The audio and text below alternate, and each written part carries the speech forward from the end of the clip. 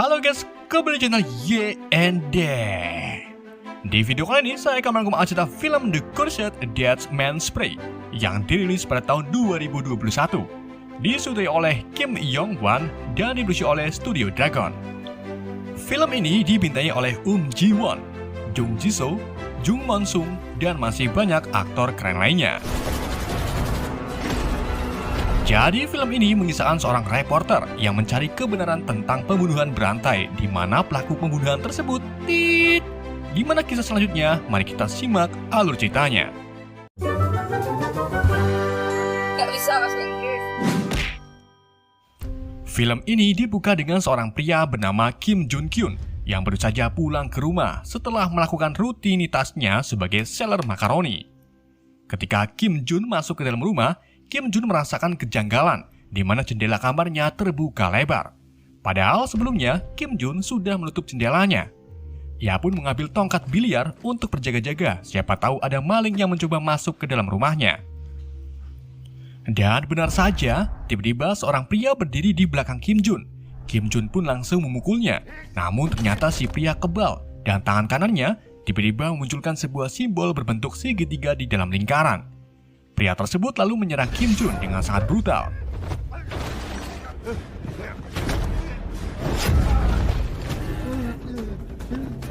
Kim Jun kemudian mencoba memanggil polisi, namun sayangnya saat tersambung ke polisi, Kim Jun langsung dibunuh dengan cara digigit di bagian lehernya dan meninggalkan bekas luka yang mengerikan.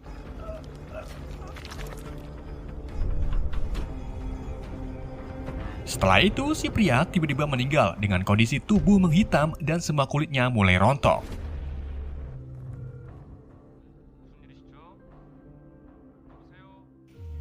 Tiga jam gak tahu kemudian, mayat Kim Jun-kyun dan si pria ditemukan oleh polisi. Anggota kepolisian kemudian menganalisa tentang kasus kematian Kim Jun, di mana dari hasil otopsinya, Kim Jun terkena cairan karang paralitik, yaitu sebuah zat yang bisa membuat kulit melepuh hingga berujung kematian.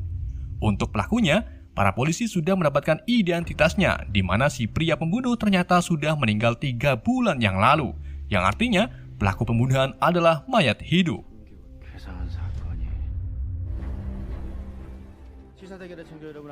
Pagi harinya, sebuah stasiun radio sedang mengadakan sesi tanya-jawab kepada seorang penulis buku sekaligus ketua dari tim penyelidik swasta, bernama Im Jin-hee. Di mana Im Jin-hee ini menceritakan sebuah kisahnya yang telah lama kehilangan adik perempuannya.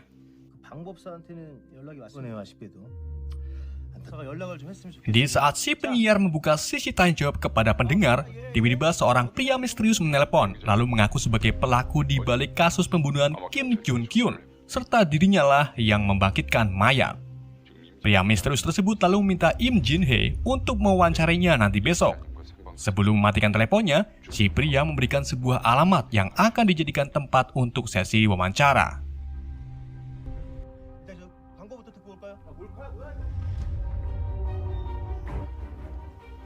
Setelah dari stasiun radio, Im Jin-hee pergi ke kantor miliknya. Dan pada hari itu juga ada seorang wanita bernama Jessie yang baru saja mendaftar di kantor Im. Kemudian Im Jin pergi ke ruang kerjanya.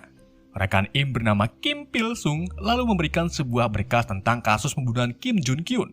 Di berkas tersebut, Im Jin-hee menemukan sebuah kode di baju mayat hidup. Ia pun meminta Kim Pil untuk mencari tahu tentang kode tersebut. Saat itu juga datanglah suami Im Jin bernama Jung Sung-jeon yang merupakan salah satu ketua anggota kepolisian. Kedatangan Jung sini yaitu untuk melarang Im Jin agar tak melakukan wawancaranya dengan pria misterius. Namun Im Jin tetap bersikeras untuk melakukan wawancaranya, karena jika pria misterius benar-benar pelakunya, maka pihak polisi bisa langsung menangkapnya.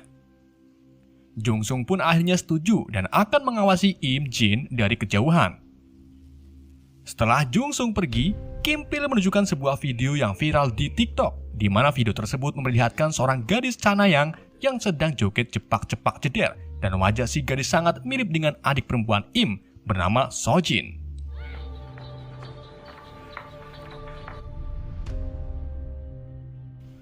Hari wawancara pun telah tiba. Im Jin-hee dan rekan-rekannya terlihat sudah standby di tempat yang disarankan. Mereka juga menyiarkan wawancara ini ke YouTube dan sudah ditunggu oleh banyak penonton. Beberapa saat kemudian, pria misterius pun datang. Ia dengan santainya masuki gedung lalu duduk di samping Im Jin-hee. Setelah itu, si pria mengaku kalau dirinya bernama Park Yong-ho. Ia juga memberikan ID KTP-nya. Para polisi pun langsung mengecek ID Park Yong-ho dan mendapati kalau Park Yong hilang 3 bulan yang lalu. Park Yong-ho kemudian mengaku sebagai pelaku prosedur dan ia memanipulasi mayat untuk dijadikan pembunuh. Park Yong-ho juga mengatakan kalau ia akan membunuh 3 orang lagi. Dalam 2 hari ke depan, ia akan melakukan pembunuhan pertama kepada direktur perusahaan Seongil Pharmaceutical bernama Kim Min Seop. 2 harinya lagi, ia akan membunuh direktur utama di perusahaan yang sama bernama Lee Sang-in. Dan yang terakhir, ia akan membunuh ketua Seongil yaitu Byun Seong kedua. Park Yong kemudian mengatakan jika ingin menghentikan pembunuhan ini, maka ketua Byun Seong kedua harus meminta maaf kepada seluruh korban melalui sesi wawancara yang disiarkan secara langsung. Tanpa menjelaskan secara detail tentang korbannya, Park Yong-ho pun langsung menyandra Im Jin dengan sebuah pames. Para polisi pun mulai berdatangan untuk menghentikan Park Yong-ho. Sedangkan Jesse dan rekan-rekannya malah melanjutkan siaran langsung setelah melihat viewernya yang meningkat drastis. Acen. Park Yong-ho kemudian membawa Im Jin-hee ke lantai dasar. Sesampainya di lantai dasar, para polisi berhasil mengepung Park Yong-ho dan membuat Park Yong-ho tak bisa melarikan diri. Saat itu juga, tiba-tiba tangan kanan Park Yong-ho memunculkan sebuah simbol yang sama dengan mayat hidup sebelumnya. Lalu secara perlahan, tubuh Park Yong-ho mulai menghitam dan semua kulitnya mulai rontok menjadi tanah yang pada akhirnya Park Yong-ho pun mati. Ternyata Park Yong-ho adalah mayat hidup dan pelaku sebenarnya bukanlah Park Yong-ho. Setelah kejadian tersebut, para petinggi perusahaan Seongil Pharmaceutical mulai panik bahagia setelah melihat tayangan Park Yong-ho. Salah satunya Kim Min Seop yang merupakan orang pertama incaran Park Yong-ho. Kim Min Seop lalu minta Lee Sang untuk memberitahu ketua agar ketua perusahaan segera meminta maaf kepada para korban.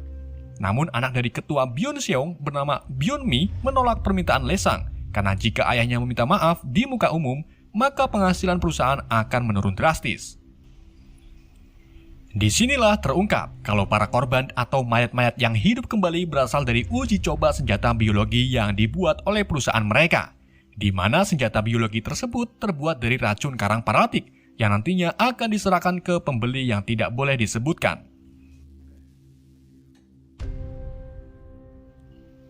Setelah rapat selesai, Jung Sung dan rekannya menemui Byun Mi serta Lee Sang untuk meminta keterangan tentang kasus Park Yong-ho, di mana Park Yong-ho ini ternyata pernah bekerja di perusahaan mereka. Byun Mi kemudian mengatakan kalau 4 bulan yang lalu Park Yong-ho sudah tidak lagi bekerja di perusahaan Seongil. Untuk mengetahui kasus ini, Byun Mi berpura-pura akan mengusut sendiri tentang riwayat Park Yong-ho selama bekerja di sini.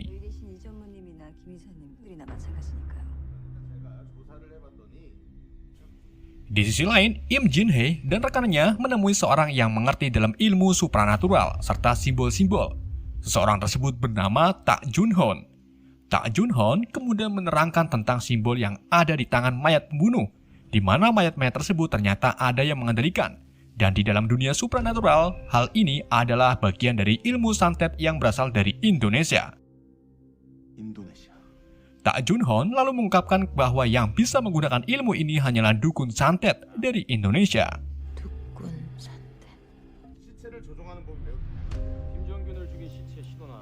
Malam harinya, Kim Pil-sung menghubungi Im Jin-hee untuk memberitahu kalau identitas pelaku pembunuhan Kim Jun-gyun sudah ditemukan. Kim Pil juga memberitahu kalau pelaku pembunuhan sebelumnya direkrut oleh seorang pria bernama Hyun Chung-min, di mana Hyun Chung-min ini sering merekrut orang-orang tunawisma untuk dijadikan bahan percobaan di perusahaan Seongil. Namun seminggu yang lalu, Hyun Chung-min dijebloskan ke penjara setelah melakukan tindakan tak sopan, yaitu pipis di meja rapat di perusahaan Seongil itu sendiri.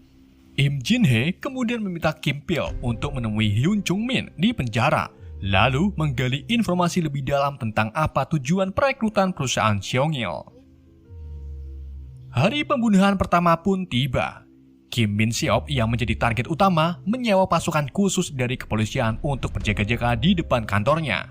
Sementara di sisi lain, Kim Pil berhasil menemukan Hyun Chung Min di penjara dan mulai menanyakan tentang alasannya merekrut para tunawisma. Hyun Chung Min lalu mengatakan kalau dirinya ditugaskan untuk membawa tunawisma ke percobaan senjata biologi buatan Seongil. Namun si pria tidak mengetahui tentang mayat yang bisa hidup kembali, dan hal itu di luar perusahaan Seongil. Hyun Chung juga mengungkapkan kalau semua tunawisma yang mati dikubur di bawah gedung bekas milik Seongil, dan jumlah tunawisma yang dikubur sekitar ratusan orang. Kita kembali ke lokasi Kim Min Seop, di mana di depan perusahaannya sudah banyak sekali wartawan yang sedang menunggu datangnya pembunuh. Saat itu juga tiba-tiba seorang pria misterius datang dan langsung menyerang petugas keamanan. Pria tersebut berpakaian sama seperti pelaku pembunuhan pertama, yang berarti dialah mayat si hidup yang akan membunuh Kim Min Seop. Saat ini juga datanglah ratusan pasukan mayat hidup yang tanpa mengucapkan halo guys, langsung menyerang gedung tempat Kim Min Seop berada.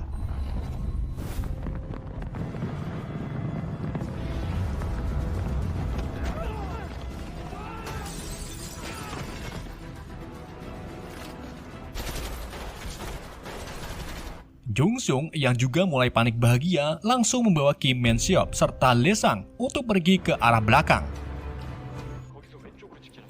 Saat mereka sampai di lift untuk turun ke bawah, tiba-tiba semua mayat berhenti bergerak.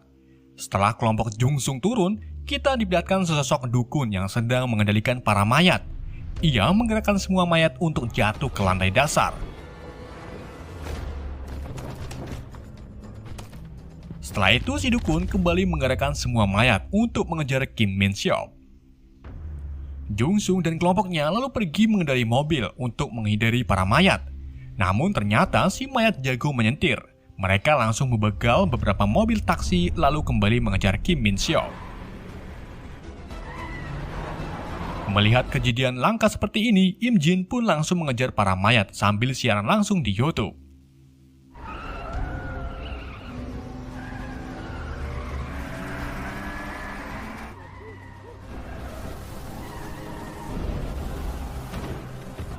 Di dalam pengejaran, kelompok Jung Sung berhasil membuat mobil-mobil para mayat bergelimpangan.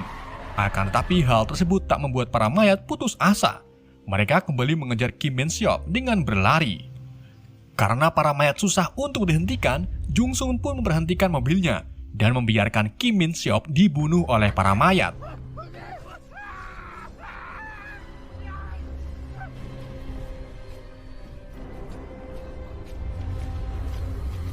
Setelah Kim Min Seop terbunuh, semua mayat pun mati dengan kondisi yang sama seperti sebelumnya.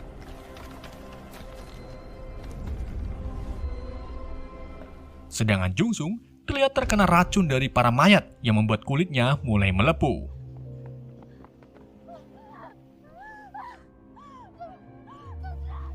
Setelah kejadian tersebut, semua polisi yang terluka dirawat di rumah sakit. Begitu pula dengan Jung Sung yang harus mendapatkan perawatan serius karena racunnya mulai menyebar. Malam harinya, Lee Sang yang merupakan target kedua pun menemui atasannya yaitu Byun Seong kedua, di mana Lee Sang ini meminta Byun Seong untuk meminta maaf kepada semua korban percobaan. Namun sayangnya Byung Sung menolak karena menurutnya hal ini bukan salahnya. Byun Seong mengatakan kalau kita hanya menjalankan bisnis dan untuk para korban memang sudah ditakdirkan untuk meninggal. Mendengar perkataan Byun Seong, Lee Sang pun sangat kesal. Lee Sang lalu pergi untuk kembali ke gedung Seongil. Namun saat hendak pergi, ia bertemu dengan Byun Mi yang nampak santai-santai saja atas kematian Kim Min Seop. Lee Sang pun memerintahkan Byun Mi untuk menyudahi pembuatan senjata biologisnya. Akan tetapi Byun Mi menolak sambil mengatakan kalau dirinya lah yang akan mengambil alih perusahaan Seongil. Di sisi lain, Im Jin Hae, Kim Pil, dan beberapa polisi lainnya mendiskusikan tentang luka yang diderita Sung Jung kepada Tak Jung Hoon. Tak Jung Hoon lalu mengungkapkan kalau luka tersebut adalah kutukan, di mana yang bisa menyembuhkan luka Sung Jung hanyalah si pembangkit mayat alias dukun santet. Jika tidak, mereka harus membunuh si dukun agar kutukannya hilang. Setelah itu, Kim Pil mengungkapkan saat menggali informasi dari Hyun Jung Min, di mana Hyun Jung Min ini mengaku kalau beberapa minggu yang lalu, ia didatangi pria paruh baya dari Indonesia yang sedang mencari saudaranya, di mana saudara pria tersebut bekerja di perusahaan Seongil. Karena Hyun Jung Min tidak paham dengan bahasa si pria, ia pun memberikan alamat Park Hyung Ho dan menyuruhnya untuk bertanya kepada Park Hyung Ho. Dan disinilah kebenaran mulai terungkap, karena kemungkinan besar si pria parubaya dari Indonesia lah si dukun santet yang membangkitkan mayat. Bisa saja saudara si dukun meninggal dalam percobaan senjata, dan membuat si dukun melakukan tindakan balas dendam dengan menggunakan ilmu supranaturalnya. Gak lama kemudian, datanglah Lesang yang berniat untuk membagikan rahasia besar perusahaannya kepada publik. Im Jin pun langsung melakukan wawancara kepada Lesang dan menyiarkannya ke YouTube. Dalam sesi wawancara, Lesang mengungkapkan bahwa target uji coba senjata biologi adalah tunawisma maupun penduduk yang tidak memiliki pekerjaan, karena mereka sangat mudah terpancing dengan diiming-imingi bayaran yang besar. Im Jin Hye lalu menanyakan kepada Lesang apakah dari target uji coba ada orang Indonesia. Lesang pun menjawab kalau dirinya tak yakin. Lesang kemudian memberikan semua data para peserta uji coba kepada Im Jin Hye agar dia mencarinya sendiri.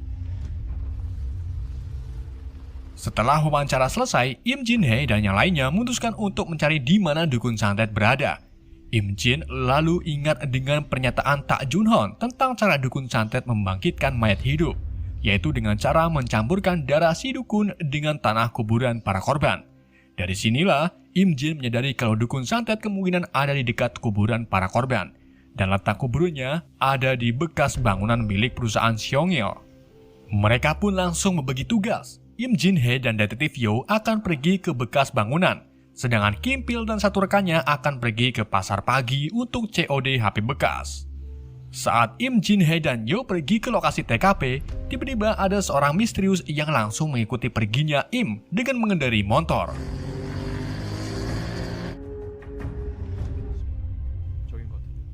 Tidak singkat cerita, Im Jin Hye dan Yo akhirnya sampai di gedung bekas milik Seongil. Saat masuk ke dalam, keduanya menemukan sebuah karya seni yang berbentuk simbol di sebuah lorong. Mereka juga menemukan tulisan di lantai yang bertuliskan Takde alias Longko. Setelah itu, Im Jin Hye dan Yo menyusuri ruangan. Saat sedang melihat-lihat ruangan atas, tiba-tiba satu mayat hidup menyerang keduanya. Detektif Yo pun langsung menembakinya dan berhasil membunuh si mayat setelah memutuskan tangan yang memiliki simbol. Beberapa saat kemudian, segerombolan mayat mulai berdatangan. Im Jin Hye dan Yo pun langsung berlari ke arah lorong. Akan tetapi ada salah satu mayat yang berhasil menangkap mereka dan langsung mencekik Im Jin Hye. Di saat ini juga, seseorang misterius yang mengikuti Im Jin Hye datang dan langsung membunuh si mayat dengan ilmu sapu jagatnya. Orang tersebut ternyata So Jin, adik Im Jin Hye yang telah lama menghilang.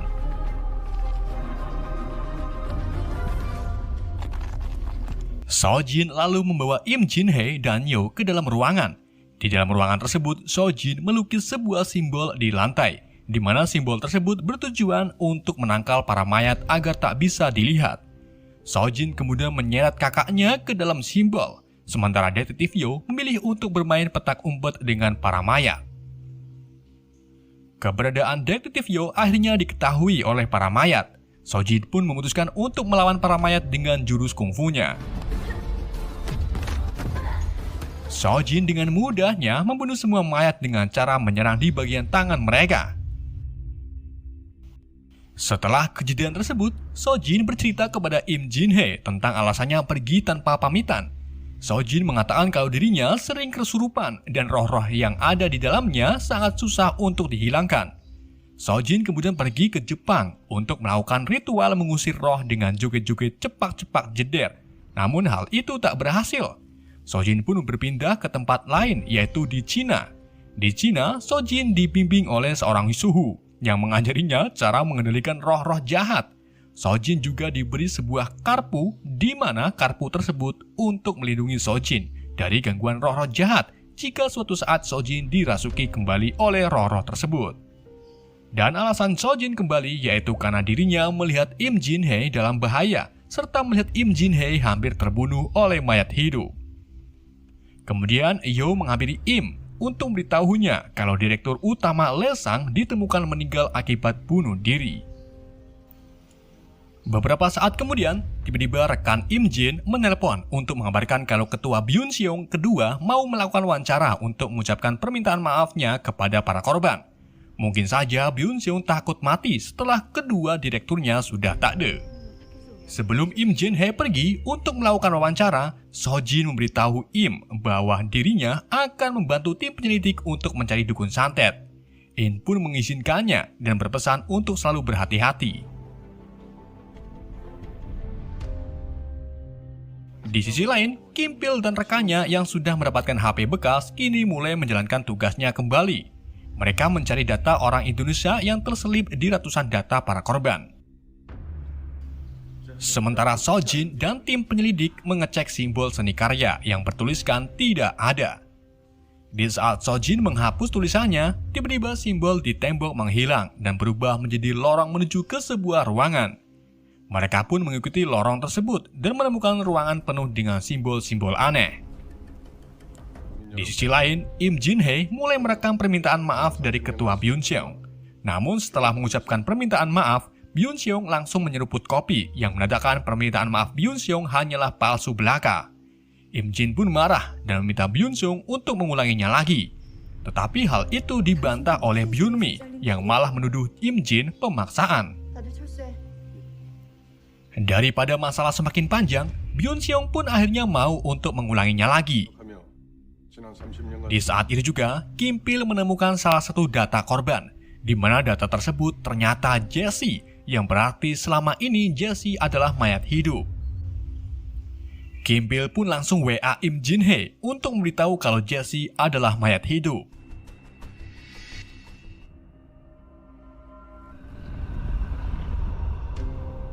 Di waktu yang sama, So Jin dan tim penyelidik menemukan sebuah ruangan, di mana ruangan tersebut terdapat sesosok pria yang sedang sila kupeng. Ternyata pria tersebutlah si dukun santet yang sedang mengendalikan Jessie. Si dukun lalu berkata melalui Jessie kepada Im Jin bahwa putrinya bekerja hanya untuk menafkahi keluarganya dan kenapa mereka merenggut nyawanya. Seketika itu juga, si dukun menggerakkan Jessie untuk menyerang Byun Seong. Tanpa pikir panjang, Byun Seong pun langsung kabur bersama anaknya. Sedangkan So Jin mencoba menghadapi si dukun setelah kelompoknya terkena ulti dari dukun. Dengan sekuat tenaga, So Jin akhirnya berhasil memegang kepala si dukun untuk menghentikan perbuatannya. Sementara Jessie masih terus mengejar Byun Seong dan berhasil memojokkannya. Saat Jessie akan menyentuh Byun Seong, So Jin lebih dulu menghentikan kekuatan si dukun, membuat tubuh Jessie secara perlahan mulai rontok serta menghitam. So Jin lalu memberikan sebuah boneka perempuan yang ada di sampingnya kepada si dukun. Si dukun pun menangis, setelah itu ia pun rebahan. Sedangkan Byun Min secara diam-diam mengambil jari Jessie, lalu menaburkannya secairan beracun. Kemudian ia menggorekannya ke wajah ayahnya, membuat wajah sang ayah mulai melepuh kemudian meninggal.